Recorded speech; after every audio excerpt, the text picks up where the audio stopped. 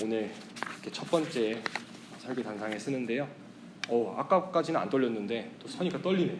목사님이 또 말씀 제목을 읽어주시는데 갑자기 떨리기 시작했습니다. 이렇게 쓰면 안 되는가? 또 실수했나? 그러면 또 집에 가서 또 생각하면서 네, 제가 한 달 전쯤에 서부 여행을 다녀왔습니다. 사진을 잠깐 좀 볼게요. 네, 엄청 되게 많이 다녀왔는데요. 세도나부터 시작해서 그랜드 캐니언, 가장 많이 알려진 곳이잖아요. 걸을 수 있게 되게 잘 돼 있더라고요. 그 다음에 홀스 슈밴드라고 교과서에서만 맨날 보던 곳, 그리고 브라이스 캐년이 저는 개인적으로 되게 좋았는데요. 그날은 진짜 눈이 적당히 오면서도 근데 추워가지고 조금 아쉽긴 했는데 눈이 오니까 당연히 춥겠죠. 네. 그래서 되게 아름다웠고 캐년 중에서 저는 제일 좋았던 것 같습니다. 그 다음 라스베가스를 갔는데요. 역시 밤의 도시라 할 정도로 삐까번쩍하고, 그리고 분수로 제일 유명했던 벨라지오 호텔이라는 곳을 갔는데요. 30분에 한 번씩 이렇게 분수 공연을 하더라고요. 되게 재밌게 봤습니다. 카지노도 처음 방문해 봤어요. 되게 신기하더라고요. 그런데 막 몇 시간째 계속 똑같은 사람이 같은 자리에 앉아 있는 것도 봤어요. 저렇게 이제 도박에 빠지게 되는구나. 경각심을 한번 깨닫게 되기도 했고요.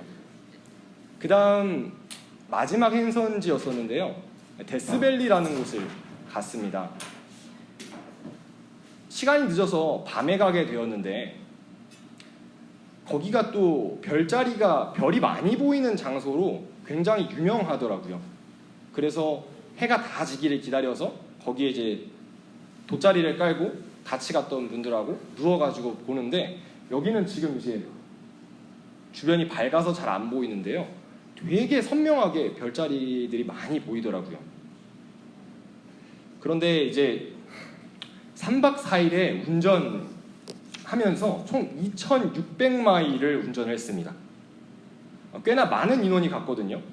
다음 사진을 한번 보여주시겠어요? 네, 이 친구들하고 같이 갔어요. 저기 보시면 이제 저희 유스 학생인 한슬이가 있는데, 한슬이 이제 부모님하고, 그 다음에 저기 맨 왼쪽에 보이는 첫째 아들 친구가 저기 맨 오른쪽에 보이고요. 그리고 둘째 딸, 그래서 한이, 한비, 한슬이, 그 다음에 겸이라는 친구랑 같이 갔습니다. 저보다 다 동생들이고요. 5살 밑이에요. 그러니까 저는 이제 형님으로서 좀 뭔가를 보여줘야 하나? 이런 생각도 막 드는 거였습니다. 그래서 멋진 모습을 보여줘야겠다. 렌트카 빌린 김에 이제 막 제 차가 또 아니라는 생각에 열심히 또 밟아봤습니다.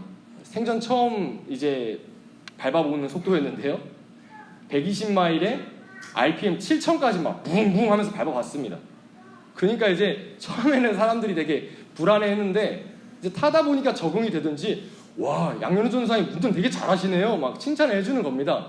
그러면서 이제 또 사막을 횡단할 때는 앞에 차들이 막혀 있으면 또 가기가 힘들잖아요. 그러면서 이렇게 잘 보면서 또 싹싹싹 지나가니까 어떻게 그렇게 막 요리조리 피해가요? 라고 칭찬해 주는 거예요. 저는 제가 운전을 되게 잘하는 줄 알았죠. 근데 칭찬해 주는 사람들이 다 무면허였다는 게 함정이었어요. 이렇게 막 으스대면서, 근데 돌아와서 보니까 되게 값진 경험이었던 것 같아요. 사진으로만 보던 곳들을 직접 눈으로 볼 수 있게 되니까 되게 재밌고 풍성한 시간이었고요. 준비하는 과정이 되게 힘들고 귀찮기도 했지만 남는 게 되게 많더라고요. 그리고 늦바람이 무섭다라고 안전운전만 하다가 이제 스피드의 맛을 알게 되니까 이게 좀 곤란해졌습니다. 그렇게 일주일 후에 사건이 터집니다. 진짜 미국에 온 지 1년 만에 별의별 경험을 다 하는 것 같습니다. 대망의 사진을 공개하겠습니다. 네, 넘겨주세요. 네, 또 넘겨주시고요. 저기 보이는 연석이 이제 문제였는데요. 제가 이제 한슬이가 마침 다음날 생일이어서 케이크를 사오고 나오는 길이었습니다. 이제 우회전을 하는데 앞에서 직진해 오던 차량이 당연히 직진하니까 저 반대편으로 가겠거니 생각을 했는데 갑자기 중앙선을 넘고 직진을 하더니 저를 들이받아 버리는 겁니다. 근데 다행히 둘 다 살짝 멈춰서 그냥 콩 박은 거예요. 그래서 저는 당연히 그냥 내려서 상황이라도 좀 살펴보겠지 했는데 와, 그냥 냅다 도망을 가버리더라고요. 그래서 저는 화가 좀 나서 따라가게 됐는데 저 그때 그런 마음이었어요. 와, 이것이 도망을 가네? 너가 스피드로 날 이길 수 있을 것 같아? 라는 생각이 이제 마음속 깊이 자리 잡았던 것 같습니다. 그때 저는 2600마일의 서부 여행을 통해서 스피드의 마스터가 되어 있는 상태였기 때문에 아무도 저를 막을 수 없었던 것 같습니다. 열심히 추격전을 벌이다가 골목으로 들어가는 차를 따라 들어갔는데 마침 저기 있는 저 연석을 제가 못 보고 들이받아 버린 거예요. 그래서 오른쪽 앞뒤바퀴 다 터지고 에어백 터지고, 그런데 저는 그것도 터진지 모르고 따라가야겠다는 생각만 하고 있어서 그 상태로 몇백 미터를 더 간 겁니다. 시간이 흐르고요. 토잉 컴퍼니에서 이제 제 차를 견인하러 왔는데 직원이 그러는 거예요. 야, 너 미쳤어? 총 맞으려고 제정신이 아니네. 이곳은 안전한 대한민국이 아니라 위험천만한 미국이었구나. 그때 다시 한번 깨닫게 됐습니다. 제가 얼마나 어리석은 행동을 했었는지요. 한창 물오른 운전 실력으로 뺑소니 차량을 충분히 따라잡을 수 있을 거라고 생각했던 것 같아요. 요즘 또 열심히 운동도 하고 있어서 힘으로는 웬만큼 안 뒤질 것 같은데? 막 그런 자신감도 좀 있었던 것 같아요. 그런데 제 경험과 생각을 너무 맹신했던 게 실수였습니다. 제가 뺑소니를 당한 이야기를 주변 사람분들께 하면 딱 두 가지 반응입니다. 첫 번째는 아이고 어떡하나, 다치진 않았어? 보험은 어디 잘 되고 있어? 두 번째는요, 내가 그럴 줄 알았다, 그렇게 누가 따라가래, 멍청이 아니야? 라고 하시는 반응이 두 번째인데요, 대부분 어떻게 두 번째 반응이 더 많더라고요. 여기서도 아까 제가 말씀드렸는데 막 이렇게 웃으시는 분도 계시고요. 제가 제 변호를 잠깐 좀 하자면요, 우리는 우리의 경험과 사고에 지배당하기 쉽습니다. 전 당연히 제가 할 수 있을 거라 생각했고 따라갔고요. 따라가도 되는 줄 알고 따라갔던 거죠. 하지만 제 경험치가 잘못되었다는 것을 인지하지 못한 것입니다. 이렇듯 우리의 삶, 우리의 생활은요, 이러한 영향에서 쉽게 벗어날 수가 없습니다. 이건 어쩔 수가 없는 겁니다. 그런데 우리 이렇게 한번 질문해 볼까요? 우리의 신앙 또한 자신의 경험과 생각에 지배되는 것이 과연 괜찮을까요? 오늘의 말씀을 깊게 들여다보기 전에요, 우리는 당시의 배경을 먼저 한번 살펴보고자 합니다. 우리 성경 가져오신 분들은 한 장만 뒤로 넘기시고 그 다음에 PPT에서는 오늘 말씀 요한복음 2장 말씀을 좀 보여주시겠어요? 요한복음 2장 13절에서 16절 말씀입니다. 예수님께서는 요한복음 2장에서 성전을 뒤엎으십니다.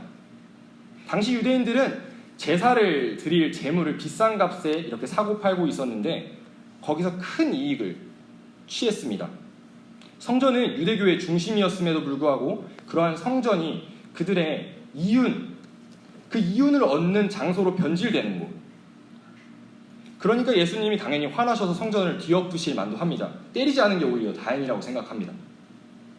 또 유대인들은 하나님께서 이스라엘을 살리기 위해 주셨던 율법을 오히려 자신들의 의로움을 드러내는 수단으로 사용하면서 율법주의로 점점 변질되어 갔습니다. 모두가 하게 되면요, 그것에 옳고 그름은 상관이 없어집니다. 당연히 해야 하는 것처럼 생각되고 그 무리에서 이탈하는 사람들이 오히려 손가락질을 받게 됩니다. 우리가 보기에 유대인들이 복음과 정반대의 것으로 나아가는 것처럼 보이지만 그들은 하나님께 오히려 열심을 다한다고 생각했을지 모릅니다. 아브라함, 모세와 같이 하나님의 인도하심을 입은 사람들의 뒤를 잇다고 자부하면서 늘 그렇게 해오던 것이니까 당연히 했을지 모릅니다. 이제 상황을 살펴봤으니 본격적으로 본문의 말씀으로 들어가 볼까요? 오늘의 말씀을 다시 한번 우리 함께 한 목소리를 읽어봤으면 좋겠습니다. 요한복음 3장 1절부터 5절 말씀입니다. 시작. 그런데 바리새인 중에 니고데모라 하는 사람이 있으니 유대인의 지도자라. 그가 밤에 예수께 와서 이르되 랍비여, 우리가 당신은 하나님께로부터 오신 선생인 줄 아나이다. 하나님이 함께 하시지 아니하시면 당신이 행하시는 이 표적을 아무도 할 수 없음이니이다. 예수께서 대답하여 이르시되 진실로 진실로 내게 이르노니 사람이 거듭나지 아니하면 하나님의 나라를 볼 수 없느니라. 니고데모가 이르되 두 번째 모태에 들어갔다가 날 수 있사옵나이까. 예수께서 대답하시되 진실로 진실로 내게 이르노니 사람이 물과 성령으로 나지 아니하면 하나님의 나라에 들어갈 수 없느니라. 아멘. 네, 니고데모는 유대인의 지도자였습니다. 그는 유대인 최고의 석학들만 모아놓은 산헤드린 공회 회원 71명 중에 한 명이었는데요. 71명 중에 한 명. 와, 그 수많은 유대인들 중에 71명 중에 한 명이니까 굉장히 대단한 사람이었던 것 같아요. 니고데모는 바울과 똑같은 바리새인이기도 했습니다. 바리새인은 당시에 굉장히 대단한 사람들이었어요. 이스라엘이 멸망하고 그리고 포로기 시대를 거쳐서 다시 돌아왔을 때 바리새인들은 이렇게 생각했습니다. 우리가 도대체 왜 망했을까? 우리 두 번 다시 하나님을 떠나지 말고 제대로 다시 한번 이스라엘을 세워보자 라는 열정으로 가득 찼던 사람들이었어요. 보통 사람들보다 굉장히 뛰어났던 사람들이었습니다. 물론 우리의 관점에서 바라볼 때 그들은 틀린 것이 맞지만 그들 내부적으로는 뭔가 의지를 새롭게 다지는 사람들이었거든요. 또 율법학자였습니다. 당시 율법학자들은 종교법에 대해서 자기가 독자적으로 판결할 수 있는 권한이 있었습니다. 따라서 때에 따라서는 소송, 판결도 자기들이 임의적으로 재판을 했어요. 2절 말씀을 잘 보면서 우리 상황을 한번 이렇게 생각해 봅시다. 어느 날 밤에 똑똑하고 문을 두들기는 사람이 있었습니다. 그 사람은 니고데모였습니다. 그래서 띡 하고 문을 열고 들어갔는데 캄캄한 밤에 온 거예요. 그래서 의아했겠죠, 예수님 집에 있는 사람들은. 그래서 와가지고 니고데모가 자기를 소개합니다. 물론 자기가 어떤 사람인지도 소개했겠죠. 밤에 왔으니까 난 이상한 사람 아니에요. 나는 니고데모라는 사람입니다. 그렇게 대단한 사람인데도 니고데모는 거들먹거리지 않고 이렇게 소개합니다. 이렇게 말합니다. 랍비여, 우리가 당신은 하나님께로부터 오신 선생인 줄 아나이다. 자신의 스승에게만 사용하는 랍비라는 표현을 사용하면서 예수님, 당신이야말로 정말 하나님께로부터 부르심을 받은 선생인 줄 압니다. 그런데 니고데모는 예수님이 하나님 그 자체라는 사실은 몰랐던 것 같아요. 그냥 하나님께로부터 오신 선지자 정도로는 이해했던 것 같습니다. 사실 니고데모는 예수님을 굉장히 겸손한 자세로 엄청 높여드리고 있습니다. 예수님, 당신은 참으로 하나님께로부터 오신 대단한 분입니다 라고 한 것과 같으니까요. 그런데 예수님께서는 그런 니고데모의 말에 직접적으로 반응하시진 않으시고 다른 가르침을 주십니다. 우리가 너무 잘 알고 있는 3절 말씀입니다. 예수께서 대답하여 이르시되 진실로 진실로 내게 이르노니 사람이 거듭나지 아니하면 하나님의 나라를 볼 수 없느니라.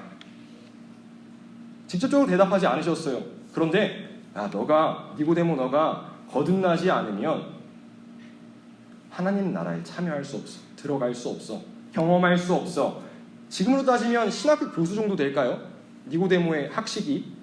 그런 사람에게 네가 아는 하나님이 다 그게 아니야. 다가 아니야. 네가 아는 게 전부가 아니야 라고 말씀하시면서 예수님께서 니고데모의 거듭나지 않음을 강조하십니다. 여러분, 일반 세상 사람들과 영적인 것에 대해서 대화해보신 경험이 있으신가요? 육적인 사람은요, 영적인 말을 하더라도 아무리 해도 알아듣지 못합니다. 우리가 하늘의 것을 이야기해도 땅에 속해 있다면 결코 알아듣지 못합니다. 예수님께서도 니고데모에게 거듭남에 대해서 설명하셨지만 니고데모는 아직 거듭나지 않았고 땅에 속해 있는 사람이었기 때문에 그 거듭남에 대해서 이해하지 못했습니다. 그래서 예수님께서 이렇게 무슨 말이지 뚱딴지 같은 소리를 하시지? 라고 생각을 하면서 들으면서 고작 생각해낸 게 나이를 먹었는데 어떻게 엄마 뱃속에 들어가다 다시 나옵니까? 였던 거예요. 알아듣지 못하는 니고데모에게 5절 말씀을 통하여서 예수님께서는 거듭남에 대해 다시 한번 구체적으로 설명하십니다. 거듭남이란 물과 성령으로 다시 태어나는 거고, 그렇게 해야 하나님 나라에 들어갈 수 있다. 우리 지금까지는 니고데모와 예수님의 대화에 이렇게 깊이 들어가 있었거든요. 그런데 한 발자국 뒤로 물러나서 한번 상황을 살펴보겠습니다. 밤중에 찾아온 니고데모, 다른 사람들은 자기가 예수님을 찾아갔다는 사실을 좀 몰랐으면 좋겠다라는 마음이었겠죠. 사실 낮에 찾아갔으면 뭐 의도가 그렇고 그렇겠거니 생각할 수 있는데, 밤중에 갔어요. 그럼 남들이 보지 않았으면 좋겠다라는 의도가 있다는 거죠. 근데 그 사람들은 어떤 사람들일까요? 생판 모르는 사람들은 아무런 상관이 없을 거예요. 관계가 있는 사람들, 그러니까 자기와 같은 그라운드에 있는 사람들, 율법학자들이 자기가 예수님을 찾아간 거를 좀 몰랐으면 좋겠다 하는 마음이지 않았을까 싶습니다. 그리고 율법학자들 사이에서도 일반적이지 않은 행동을 하고 있다는 건 알 수 있겠죠. 율법학자들은요, 구약에 정통한 사람들입니다. 구약에 있는 메시아에 대한 수많은 예언들을 결코 모를 리가 없었을 겁니다. 이렇게 생각하면 니고데모가 오히려 상식적인 행동을 하고 있는 거라고 생각할 수 있어요. 정말 예수가 하나님이 보내신 메시아가 맞는지 확인하러 온 거니까요. 그런데 왜 다른 율법학자들은 니고데모처럼 찾아오지 않았을까요? 니고데모와 달리 다른 율법학자들은 베레아의 사람들처럼 정말로 그것이 그러한가 마음을 다하지 않았습니다.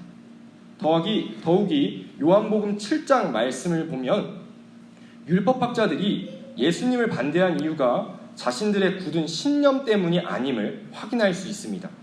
우리 51절 말씀입니다. 우리 율법은 사람의 말을 듣고 그 행한 것을 알기 전에 심판하느냐. 니고데모가 7장에서는 율법학자들이 이제 예수가 이 유대 사회를 어지럽히고 있어, 어떻게 해야 되지 않아? 라고 얘기를 하면서 작당 모의를 하고 있으니까 니고데모가 우리는 직접 이렇게 파악하고 분석해서 따져봐야지, 그걸 말만 듣고 그렇게 우리가 하는 사람들인가? 라고 반박을 하는 거예요.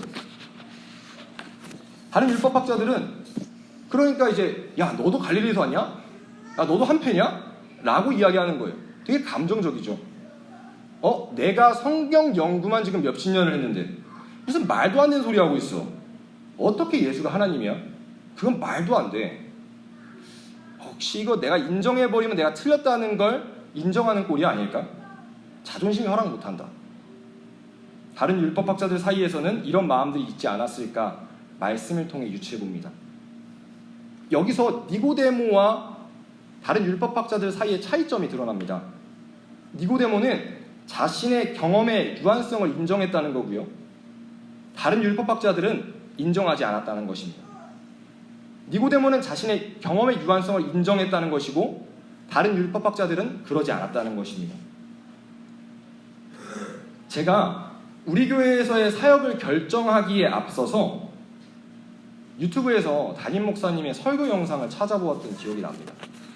설교가 좋은지 안 좋은지를 평가하기 위함이 전혀 아니라 저의 역량과 하나님을 향한 열정이 과연 담임 목사님의 사역과 우리 교회에 누가 되지 않고 같이 합력하여서 선을 이룰 수 있는지 확실히 하기 위해서였습니다. 그때 담임 목사님께서 이렇게 말씀하신 게 인상이 깊었거든요. 감정으로 구원을 받는 것이 아니라 말씀으로 구원받는 것이다. 다시 말합니다. 감정으로 구원받는 것이 아니라 말씀으로 구원받는 것이다. 정말 인상 깊었습니다. 내가 기도해봐서 아는데 하나님 이런 분이야. 내가 느껴봐서 아는데 하나님 이런 분이야. 경험과 감정은 하나님을 알게 하는 이정표이자 길잡이 역할이 될 수 있으나 하나님 그분 자체가 될 수는 없습니다. 요한복음 1장 1절 말씀에는 태초에 말씀이 계시니라, 이 말씀이 하나님과 함께 계셨으니 이 말씀은 곧 하나님이시니라. 믿음에 대한 확신과 특권의식은 명백히 다릅니다. 믿음에 대한 확신과 특권의식은 명백히 다른 것입니다. 경험을 바탕으로 한 하나님에 대한 확신은 그 끝이 결국 특권의식으로 결론 지어질 수밖에 없습니다. 더 많이 알수록 교만해지는 것이 인간이기 때문입니다. 그러라고 예수님께서 핏값 주고 사신 우리의 삶, 우리의 생활, 우리의 오늘이 아니란 말입니다. 그렇기 때문에 우리는 하나님 자체이신 말씀만을 신뢰하고 그것을 기준으로 삼아 살아가야 합니다. 우리 신앙의 판단 기준은요, 경험과 그로 말미암은 감정이 아니라요, 오직 말씀이어야 할 것입니다. 말씀은 알면 알수록 우리를 겸손하게 하며 이를 통해 우리에게 믿음의 확신을 줍니다.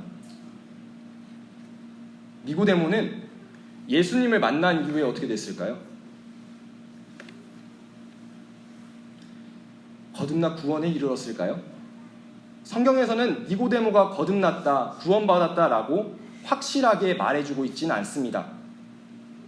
하지만 말씀 속에서 발견되는 그의 모습을 통해 저는 니고데모가 구원받았다고 믿습니다. 앞서 살펴보았던 요한복음 7장에서 니고데모는 율법학자들에게 우리 율법은 사람의 말을 듣고 그 행한 것을 알기 전에 심판하느냐라고 따져 물었고, 요한복음 19장 한번 보여주시겠어요?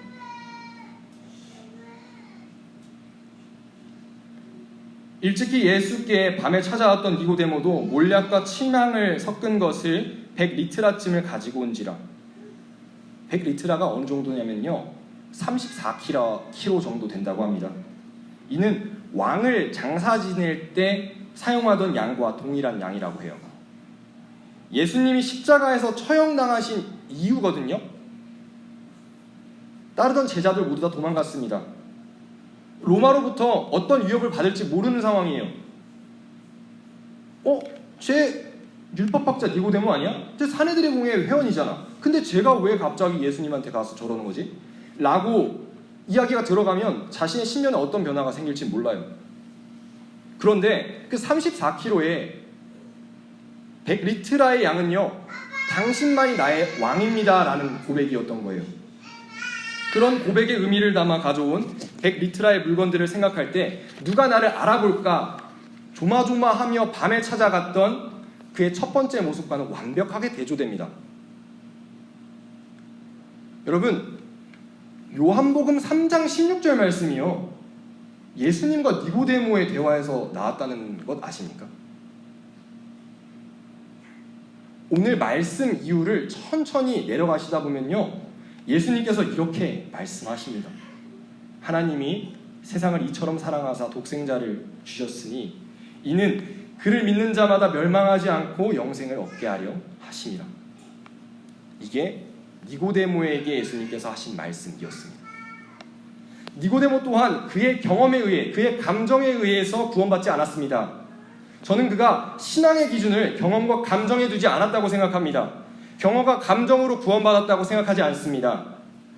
자신이 지금까지 끊임없이 읽어왔던 하나님의 말씀인 구약 성경과 요한복음 3장 16절 같은 예수님의 말씀을 신앙의 기준에 두고 말씀으로 구원받았다고 확신합니다.